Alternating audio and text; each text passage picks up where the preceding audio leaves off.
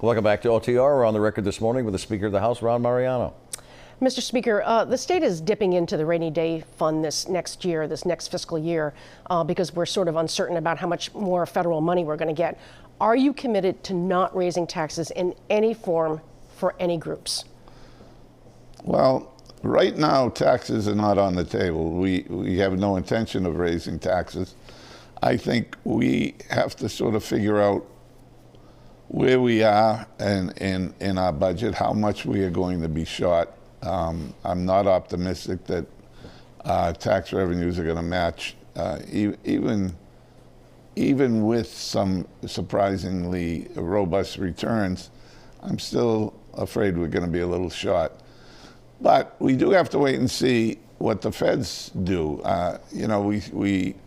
We are watching with high degree of intensity what goes on in Washington, and if this $1.9 trillion package gets passed, I think we'll be able to be all right without having to do anything more than just reallocate our funds and maybe even put some money back into the rainy day fund. Well, but certainly if anything qualifies as a rainy day, this is a rainy day, right? I mean, most definitely, legit. it is a rainy day. But what you're saying basically is that the federal money does not come through. You might have to talk about taxes, but right now you're not doing Well, it. yeah, I guess what I'm saying more succinctly is, depending on what happens with the feds, will determine whether or not we have to have further discussions. You've talked a lot about more open and inclusive leadership, but negotiations on bills are usually done behind closed doors.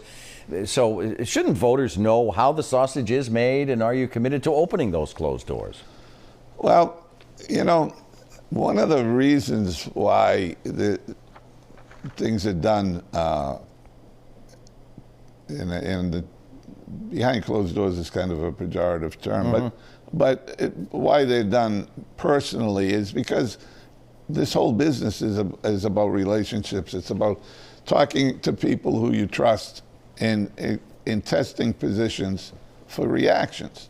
And a lot of that is done personally in the hallway or in offices or on the phone. You'd be surprised now how much negotiation is done on the phone.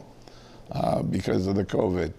And I think that all that goes into making the issue come to life and bring agreement amongst different parties. So I think you're going to continue to see negotiations done personally and a lot of times in small groups. And, we'll do the best we can to talk about what's happening and where the process is. But it is a process that's best done when there's a certain degree of confidence in what you're saying is not going to be misinterpreted or publicly broadcast. So, Mr. Speaker, this isn't the first time I've interviewed you.